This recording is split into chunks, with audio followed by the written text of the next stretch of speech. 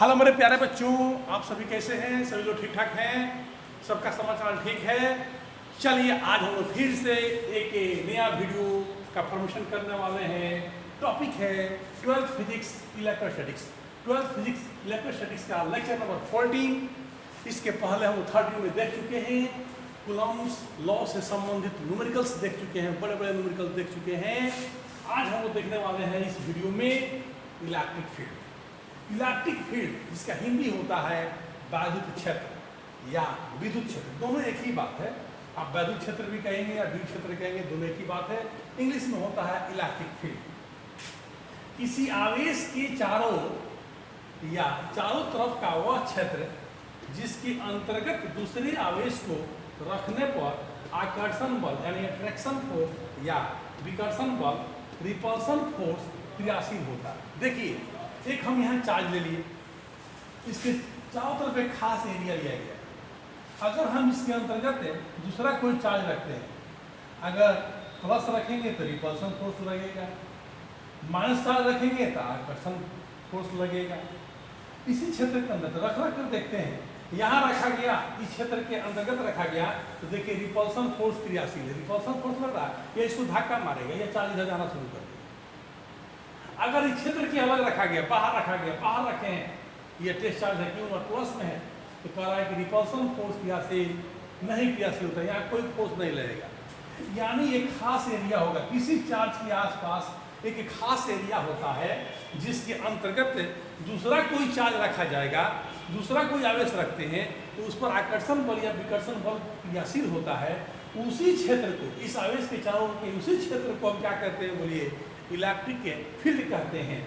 अगर इस क्षेत्र के बाहर हम कोई भी चार्ज रखेंगे उस पर इसका कोई प्रभाव नहीं पड़ता। हर आदमी का एक खास प्रभाव होता है, उसी तरह इस आवेश का भी एक खास प्रभाव है, एक खास एरिया है। इस एरिया के अंतर्गत दूसरा कोई चार्ज अगर हम रख दें तो वहाँ पर रिपल्सन फोर्स या अट्रैक्शन फोर्स क्रियाशील होगा, लेकिन उस क्षेत्र से अलग रखा जाएगा उस पर कोई फोर्स क्रियाशील नहीं होता है। इसी क्षेत्र को हम क्या कहते हैं, बोलिए इलेक्ट्रिक फील्ड कहते हैं। और जिस आवेश के द्वारा यह इलेक्ट्रिक फील्ड का फॉर्मेशन हो रहा है, जिस आवेश के द्वारा रिपल्सन फोर्स क्रियाशील हो रहा है, इसी आवेश को हम कहते हैं सोर्स चार्ज। क्या कहते हैं, बोलिए सोर्स चार्ज कहते हैं। ठीक है, और यहाँ पर हम एक दूसरा चार्ज रखे हैं जिसको कहते हैं टेस्ट चार्ज कहते हैं, एक्सपेरिमेंटल चार्ज कहते हैं, जिस पर हम लोगों को फोर्स निकालना होता है। आइए यहाँ पर इसको डिफाइन किए हैं। किसी आवेश के चारों तरफ का वह क्षेत्र जिसके अंतर्गत दूसरे आवेश को रखने पर आकर्षण बल अट्रैक्शन फोर्स या विकर्षण बल रिपल्सन फोर्स क्रियाशील होता है, इलेक्ट्रिक फील्ड कहलाता है। तथा जिस चार्ज से इलेक्ट्रिक फील्ड का निर्माण होता है उसे सोर्स चार्ज कहा जाता है। जिस चार्ज से इसका इलेक्ट्रिक फील्ड का निर्माण होता है उसे हम लोग क्या कहते हैं, सोर्स चार्ज कहते हैं। जबकि जिस आवेश को रखा जाता है उसे टेस्ट चार्ज कहा जाता है, ये टेस्ट चार्ज। तो ये आपका है इलेक्ट्रिक फील्ड। अब आता है, ध्यान से देखिए, दूसरा टॉपिक आता है इसमें इलेक्ट्रिक फील्ड इंटेंसिटी।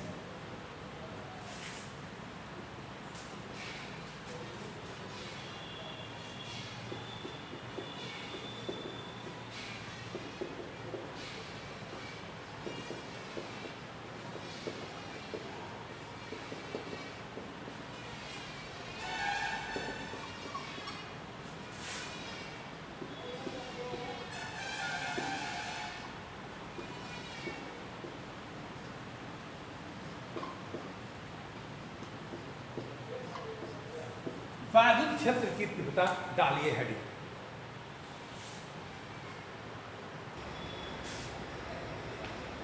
आइए अब हम देखते हैं intensity of electric field. Second point है इंटेंसिटी ऑफ इलेक्ट्रिक फील्ड, वैद्युत क्षेत्र की तीव्रता। इसका हिंदी होता है वैद्युत क्षेत्र की तीव्रता। तो देखिए होता क्या है, इलेक्ट्रिक फील्ड में उपस्थित unit positive charge, electric field में उपस्थित यूनिट पॉजिटिव चार्ज पर क्रियाशील वैद्युत बल को इंटेंसिटी ऑफ इलेक्ट्रिक फील्ड कहा जाता है।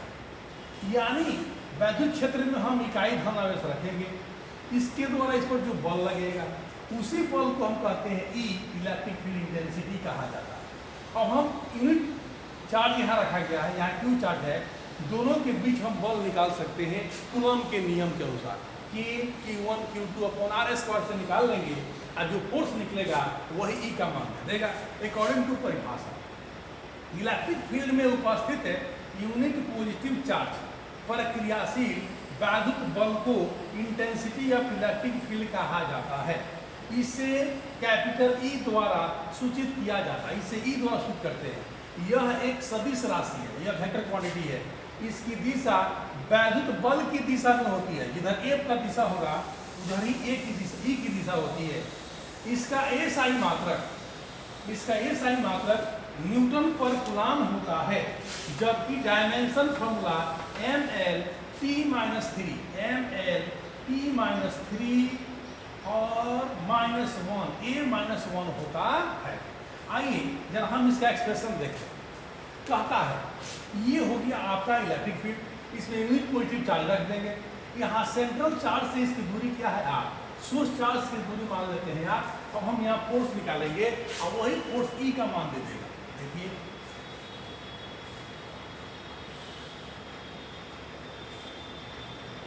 दो तरह से इसको हम व्यक्त कर सकते हैं, दो तरह से इसको हम कंटिन्यू करेंगे। पहला देखिए, हम मान लेते हैं, माना कि +1 चार्ज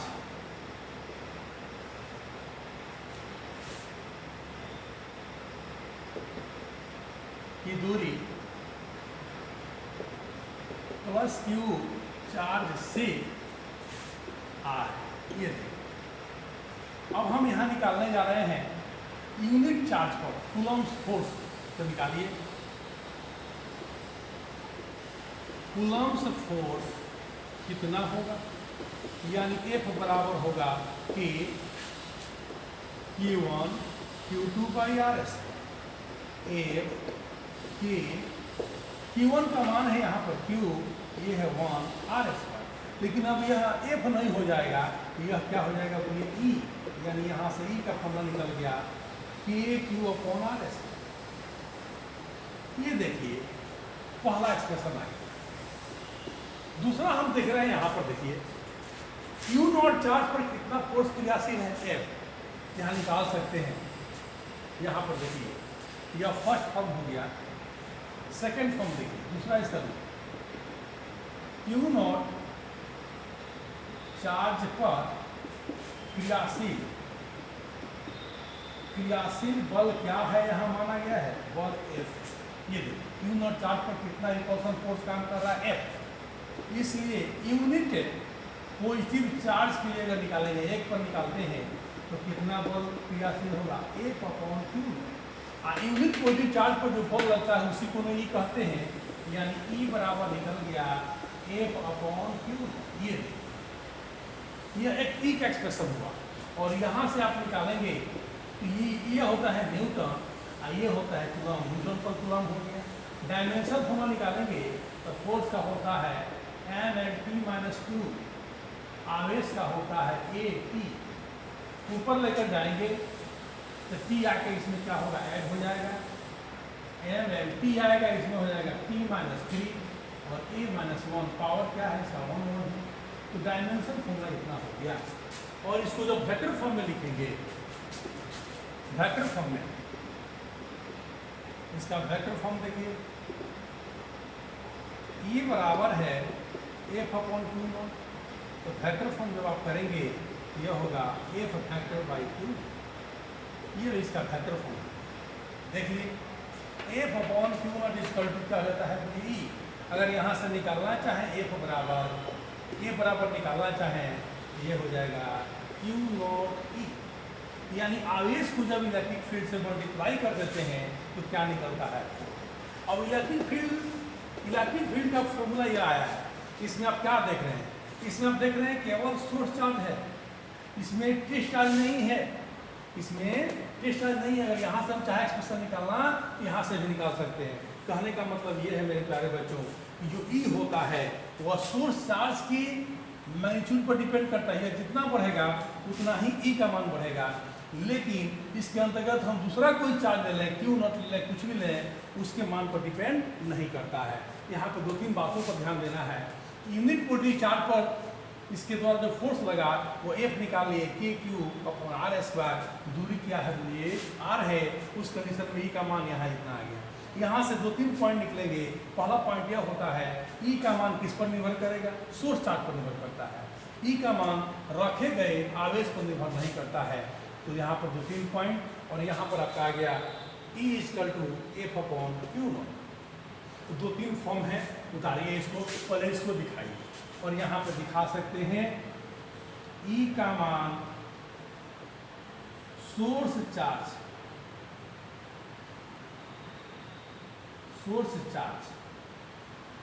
क्यू पर निर्भर करता है।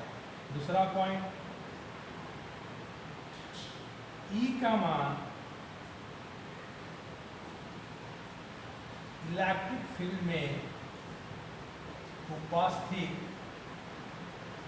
आवेश पर निर्भर नहीं करता है।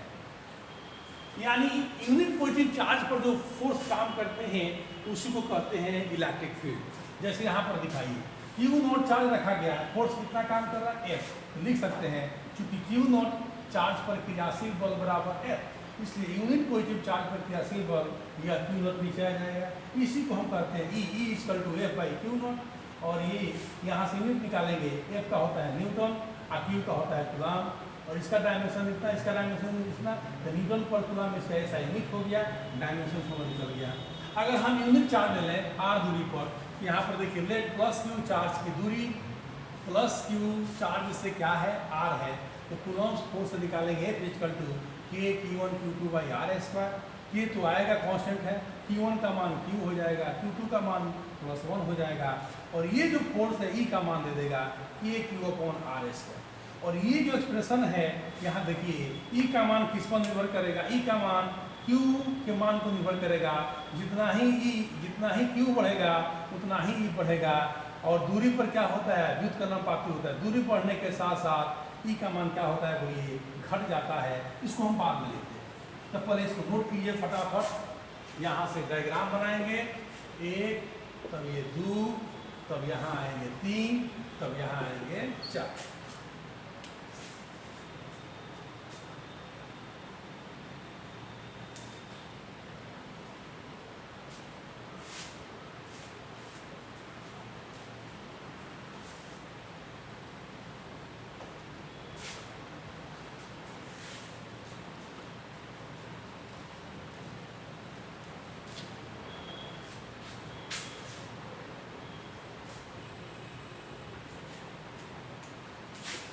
E इक्वल टू हो गया F बाई क्यू, और E बराबर निकला है के क्यू अपॉन आर एस। तो यहाँ से हम देखते हैं, पहला पॉइंट, इलेक्ट्रिक फील्ड का वैल्यू क्यू पर डिपेंड करता है, सोर्स चार्ज के परिमाण के समानुपाती होता है। यानी E directly proportional to Q, जब Q बढ़ेगा तो E बढ़ेगा। दूसरा आई इलेक्ट्रिक फील्ड कहें या इलेक्ट्रिक फील्ड इंटेंसिटी क्या है, दोनों एक ही बात होती है। इलेक्ट्रिक फील्ड इंटेंसिटी सामान्य भाषा में दोनों एक हो जाते हैं। इलेक्ट्रिक फील्ड इंटेंसिटी का मान रखे गए आवेश मान रखे गए चार्ज Q नॉट के परिमाण पर निर्भर तीसरा देखिए, दूरी बढ़ने पर इलेक्ट्रिक फील्ड इंटेंसिटी का मान घटता है, यानी E समानुपाती होता है 1/r। ये जितना ही दूरी बढ़ेगा उतना ही E का मान क्या होता है, डिक्रीज करता है। एक और पॉइंट आता है, यहाँ पर लिख सकते हैं या लिखा सकते हैं,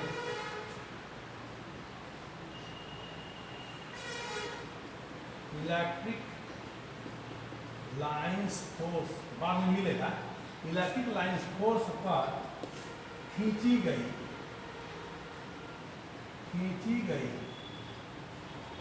स्पर्श रेखा इलेक्ट्रिक फील्ड इंटेंसिटी की दिशा बतलाती है। यह पॉइंट बाद में मिलेगा, हम चर्चा करेंगे इसको। तो देखिए E बराबर आ गया F/Q0, E बराबर KQ/R²। इलेक्ट्रिक फील्ड, ये महत्वपूर्ण पॉइंट है, यहाँ पर ध्यान देने वाली बात है। इलेक्ट्रिक फील्ड का वैल्यू सोर्स के परिमाण, सोर्स चार्ज के परिमाण के सामने, जितना यह बढ़ेगा उतना ही यह बढ़ जाएगा। इलेक्ट्रिक फील्ड इंटेंसिटी का मान रखे गए चार्ज Q0 के परिमाण पर निर्भर नहीं करता। कितना हम चार्ज रखते हैं, E का मान नहीं बदलता है। दूरी बढ़ने पर इलेक्ट्रिक फील्ड का इंटेंसिटी का मान क्या होता है, घटता है। E समानुपाती 1/r²। और ये एक महत्वपूर्ण पॉइंट हमने दिए हैं, बाद में क्लियर होगा। इलेक्ट्रिक लाइंस फोर्स पर खींची गई स्पर्श रेखा, इलेक्ट्रिक लाइंस फोर्स पर खींची गई स्पर्श रेखा इलेक्ट्रिक फील्ड इंटेंसिटी की दिशा बतलाती है। यहाँ तक आ गया। अब यहाँ पे ये बहुत सारे न्यूमेरिकल यहाँ बनने वाले हैं। तो जितना कूलम्ब्स लॉ में न्यूमेरिकल बने थे वो सारे न्यूमेरिकल अब यहाँ बन जाएंगे, इंटेंसिटी को बन जाएंगे। देखिए कैसे, जहाँ पर इंटेंसिटी निकालना होगा वहाँ यूनिट पॉजिटिव चार्ज ले लें। कहीं भी जिस बिंदु पर कहा जाए कि वहाँ पर इलेक्ट्रिक फील्ड इंटेंसिटी निकालिए, इलेक्ट्रिक फील्ड निकालिए, तो आपको वहाँ पे चार्ज मानना पड़ेगा यूनिट पॉजिटिव चार्ज एज्यूम कर लेना पड़ेगा, इमेजिन करना होगा। कैसे, आइए।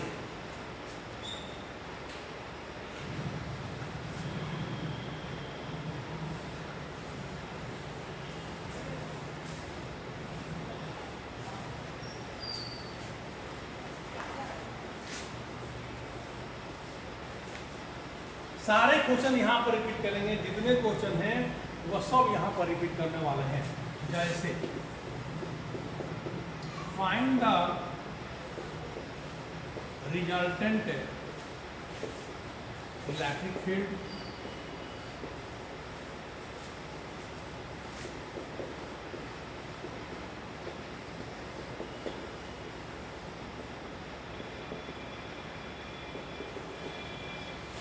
इलेक्ट्रिक फील्ड इंटेंसिटी के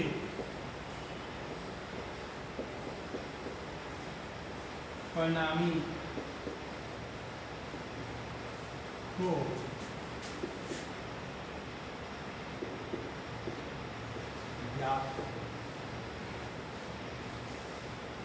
यहाँ दे सकते हैं बिंदु O पर इलेक्ट्रिक फील्ड इंटेंसिटी के परिणामी को ज्ञात करें। देखिए ये सारे क्वेश्चन रिपीट किए हुए हैं, वो सब यहीं पर आ जाए।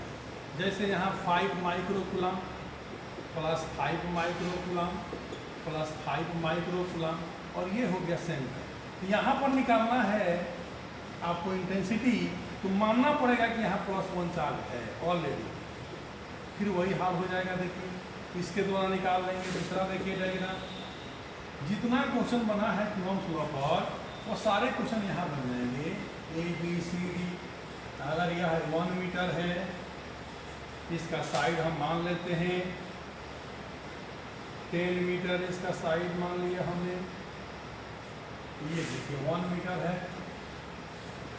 ये हो गया सेंटर, वो हो गया। तो यहाँ पर आपको निकालना है। तीसरा पॉइंट देखिए, अगर हेक्सागोनल ले लें, यहाँ पर देखिए 0.6 microcoulomb plus 6 microcoulomb plus 6 microcoulomb plus 6 microcoulomb plus 6 microcoulomb और प्लस 6 माइक्रोकूलम, और ये आपका सेंटर है, यही पॉइंट सेंटर है। चौथा देख लीजिए, जितना क्वेश्चन वहाँ बना है सारे क्वेश्चन अब यहाँ आ जाएंगे। ये हो गया centre A B C D E, और यहाँ पे चार्ज है 4 microcoulomb plus 4 microcoulomb plus 4 microcoulomb plus 4 microcoulomb plus 4 microcoulomb, और ये है पॉइंट। तो कहता है बिंदुओं पर निकालना है, तो जहाँ पर निकालना हो वहाँ आपको मानना पड़ेगा कि +1 चार्ज पहले से है। ये इमेजिन कर लेना है +1 चार्ज, और डायग्राम आपको मालूम है, इसके द्वारा फोर्स इधर लगेगा, इसके द्वारा फोर्स इधर लगेगा। आइए यहाँ पर ले लेते हैं, कैसे सॉल्व करेंगे। तो सॉल्यूशन में सबका 0 आंसर आ जाएगा। ये देखिए 0 आंसर आएंगे, ये देखिए 0 आंसर आएंगे। 5 माइक्रोकूलम 5 माइक्रोकूलम 5 माइक्रोकूलम, ये पॉइंट हो गया। यहाँ से रिपल्सन फोर्स, यहाँ से रिपल्सन फोर्स, और यहाँ से रिपल्सन फोर्स, ये सभी फोर्स क्या है, बराबर है। अगर यह ई है, यह ई है, यह ई है, तो सब क्या है, E1 है। और जब एक ही पॉइंट पे इतने फोर्स काम करेंगे, तो यहाँ पर +1 चार्ज है। यहाँ बताइए रिजल्टेंट फोर्स क्या होंगे, E1 E1 E1, और ये हो जाता है क्योंकि यहाँ पे जो रिजल्टेंट फोर्स काम कर रहे हैं, 3 लोग फोर्स काम किए, यह कितना है 120 डिग्री, 120 डिग्री, और यह भी क्या है बोलिए 120 डिग्री है। 120 डिग्री है तो क्या हो जाएगा बोलिए 0 हो जाएगा। चलिए सारे क्वेश्चन को करेंगे जल्दी।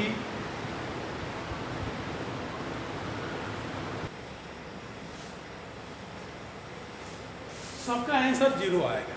ऐसा हम कूलम्ब लॉ में कर चुके हैं। वहाँ पे यहाँ चार्ज दिए जाते थे, लेकिन यहाँ पे इलेक्ट्रिक फील्ड निकालना है। यहाँ पे आप क्या मानेंगे, प्लस यूनिट पॉजिटिव चार्ज आपको मान लेंगे, और दूरी से क्या करेंगे, सब फोर्स निकालेंगे। चूँकि इलेक्ट्रिक फील्ड क्या है, वेक्टर क्वांटिटी है, इसलिए इसका रिजल्ट निकालने के लिए आपको वेक्टर एडिशन लॉ का यूज करना होगा, और इस फॉर्मूला का यूज किया जाएगा r² plus b² plus 2ab cos, इस फॉर्मूला का आपको यूज करना होगा। सारे क्वेश्चन बन जाएंगे।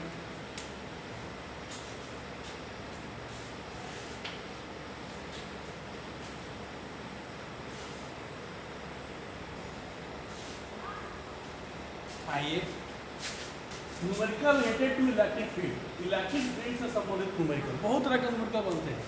पहला जो आपको न्यूमेरिकल है वह क्या है, गोलाकार चालक पर है। देखिए 10 ग्राम द्रव्यमान वाले गोलाकार आवेशित चालक को इलेक्ट्रिक फील्ड के द्वारा हवा में संतुलित किया गया है।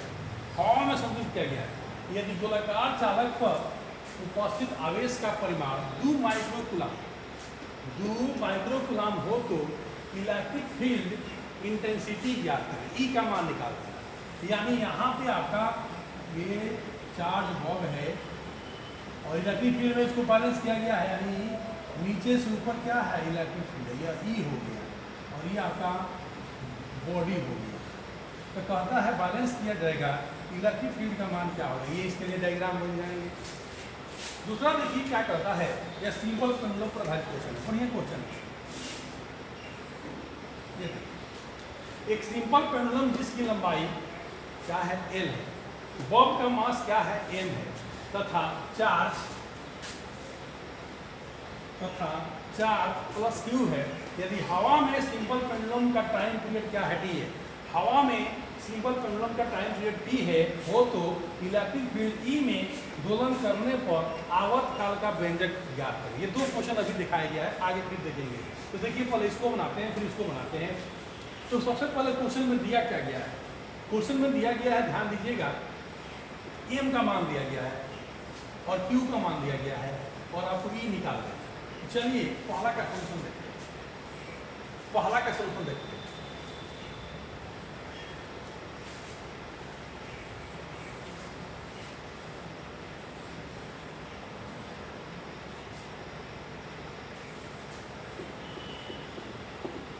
पहला न्यूमेरिकल, ये देखिए इसका एम हो गया, एम होगा तो इसका वेट किधर काम करेगा, नीचे वेट काम करेगा एम,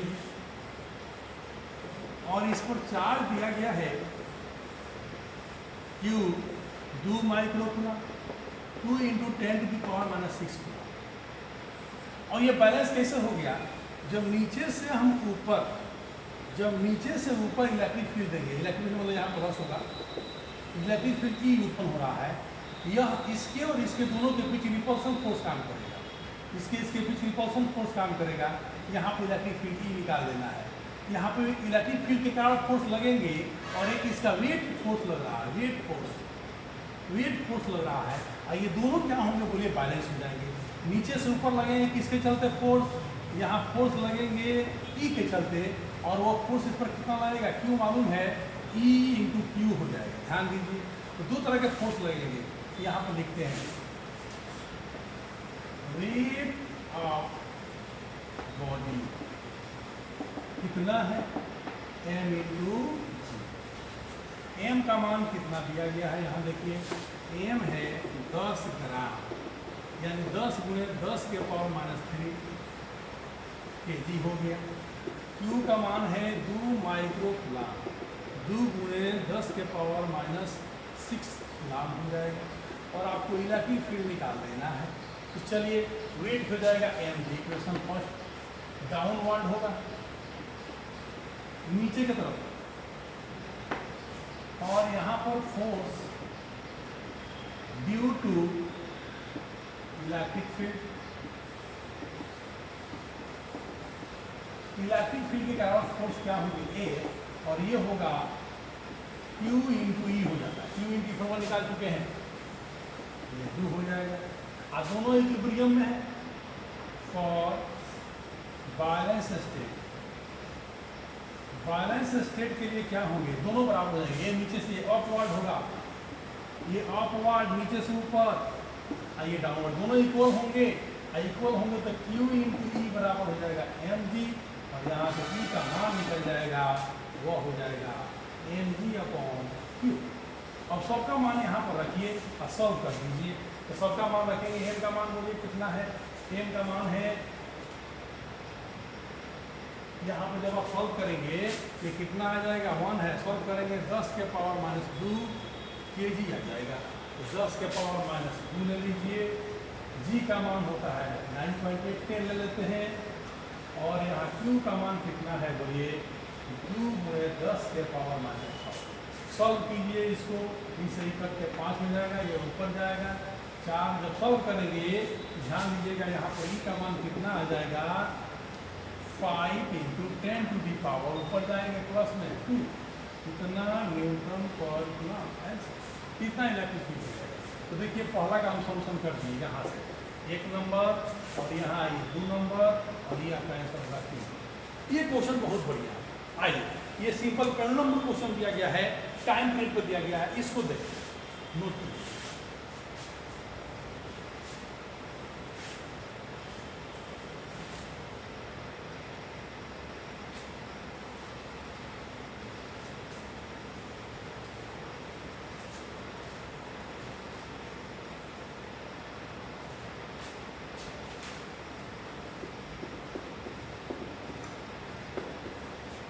सेकंड सॉल्यूशन पर बात करते हैं,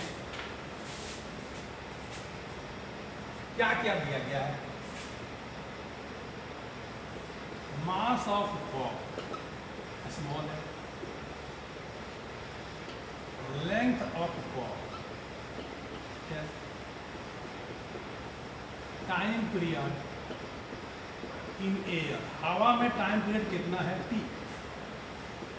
और एक्सेलरेशन ड्यू टू ग्रेविटी क्या है g। ये बॉब का द्रव्यमान दिया गया है m, और यहाँ बॉब का लेंथ दिया गया है m, आवर्तकाल दिया गया हवा में t, acceleration due to gravity या गुरुत्वीय त्वरण दिया गया है g। तो टाइम पीरियड का फॉर्मूला आपको पता है क्या होता है, t = √L/g होता है, यही होता है हवा। अब यहाँ पे कह रहा है इलेक्ट्रिक फील्ड E में अगर इसको हम दोलन कराते हैं और उसको इलेक्ट्रिक फील्ड में दोलन कराएंगे तो किसके मान में परिवर्तन होगा, आइए देखते हैं। इलेक्ट्रिक फील्ड की डायरेक्शन नहीं दी गई है, इलेक्ट्रिक फील्ड नीचे से ऊपर है कि ऊपर से नीचे है। पहले वाले में बैलेंस करना था, तो जब नीचे से ऊपर होगा तभी वो बॉब वहाँ रुका रहेगा, और ऊपर से नीचे करेंगे तो बॉब नीचे गिर जाएगा। तो पहला वाला में बैलेंस स्थिति दिया है, संतुलन अवस्था दिया है, तो वहाँ क्लियर कर दिया है ई का दिशा नीचे से ऊपर होगा। लेकिन यहाँ क्लियर नहीं होगा, क्योंकि सिंपल पेंडुलम कैसा होता है, तो सिंपल पेंडुलम होता है ऐसा, ये रिजिड एक्सिस होता है और यही होता है बॉब। ऐसी को हम दोलन कराते हैं, यह ऐसे जाएगा फिर ऐसे आएगा। सिंपल पेंडुलम यही है सिंपल पेंडुलम। सिंपल पेंडुलम यही लंबाई L दिया गया है यहाँ से यहाँ तक। इस बॉब का मास दिया गया है m, ठीक है, टाइम पीरियड, इसका टाइम पीरियड इतना होता है। अब आता है इलेक्ट्रिक फील्ड। इलेक्ट्रिक फील्ड यहाँ पर दिया गया है, इलेक्ट्रिक फील्ड दिया गया है E। इसकी डायरेक्शन नहीं मालूम है तो दो केस लेंगे, पहला जब E की दिशा नीचे से ऊपर हो, upward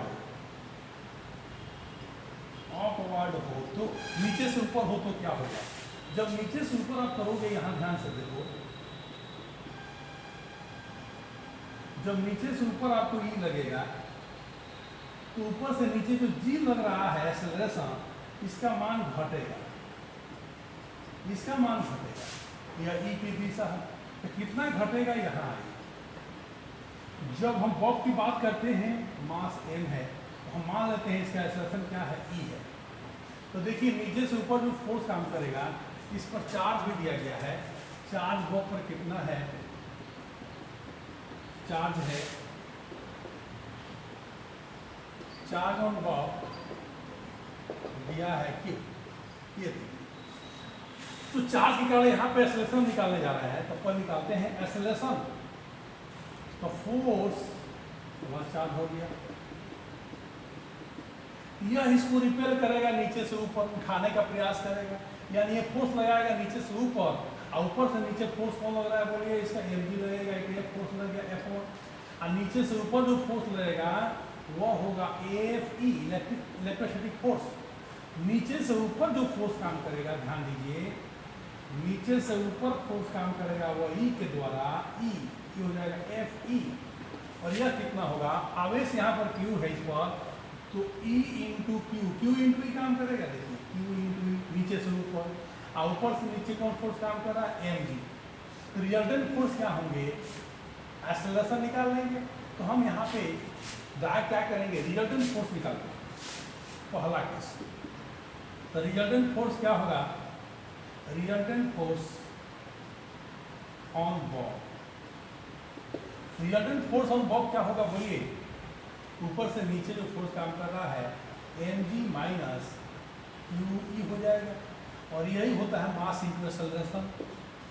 Newton's law of motion में पढ़े होंगे, रिजल्टेंट फोर्स हो गया m से m सब कैंसिल हो जाएगा, m रहने दीजिए अभी, ये देखिए।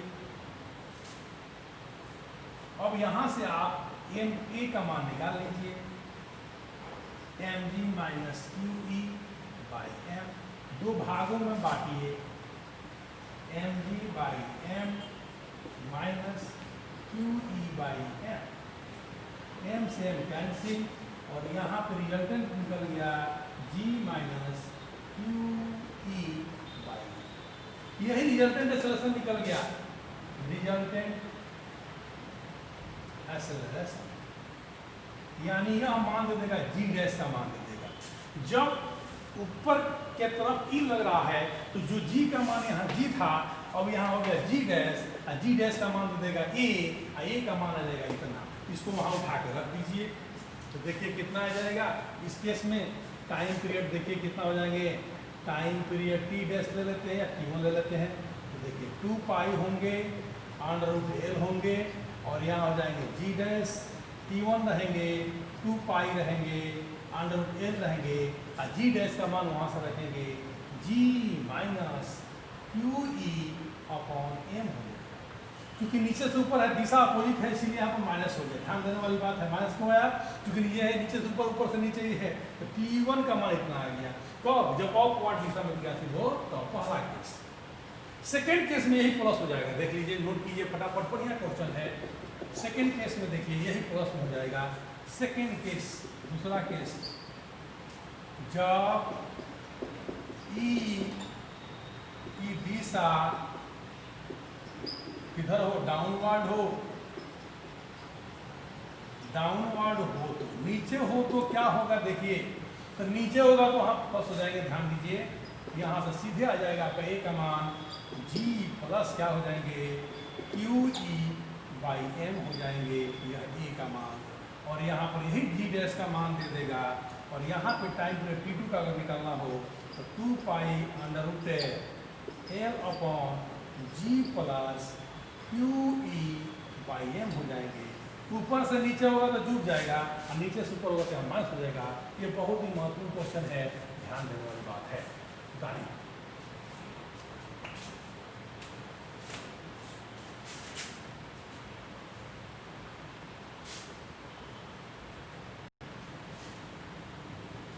आइए, कुछ और न्यूमेरिकल हम देख रहे हैं। कूलम्ब लंब इस तरह का न्यूमेरिकल हम कर चुके हैं, देख लीजिए। इन लंबाई के चार्ज कंडक्टर के कारण ए दूरी पर स्थित बिंदु P पर इलेक्ट्रिक फील्ड ज्ञात करें। ये ए लंबाई का चार्ज कंडक्टर है, और यहाँ से ये दूरी पे एक पॉइंट है ए, पॉइंट है P, यहाँ पर E का मान निकाल देना है। लंबाई L है, चार्ज क्या है? Q है। इसी को अब ऐसा कर दिया गया, वर्टिकल कर दिए हैं, और इसी से ए दूरी पर पॉइंट P है, यहाँ पर E का मान निकाल देना है। लंबाई L है plus Q। Uniformly line charge conductor है, यूनिफॉर्मली चार्ज कंडक्टर है। पांचवा क्वेश्चन यहाँ पर दिया गया है कि एक स्प्रिंग है, स्प्रिंग कांस्टेंट कितना है? 2 न्यूटन पर मीटर है। इसके साथ एक ब्लॉक जोड़ दिया गया है, उसका मास m है, और इस पर चार्ज कितना है? Q। और electric field E, electric field E दिया गया है, E में इसको रखा गया है। ऐसे इलेक्ट्रिक फील्ड क्रियाशील है। जब ब्लॉक को E 5 न्यूटन पर कूलम्ब इलेक्ट्रिक फील्ड में रखा जाता है, तब स्प्रिंग द्वारा ब्लॉक ऐसे चेंज करता है, ये वो अप डाउन होगा। तो स्प्रिंग में विस्थापन या इलॉन्गेशन या आयाम, जिसको आयाम भी कर सकते हैं, आयाम x का मान ज्ञात करें। तो ध्यान दीजिएगा, यहाँ एक बन जाता है a बराबर kx, a बराबर kx प्लस स्प्रिंग कांस्टेंट, यही x का मान निकालना होता है। ये 2-3 क्वेश्चन है, इसको करना है आपको, कर लीजिएगा। अब हम यहीं पर इसको स्टॉप करते हैं। That's all.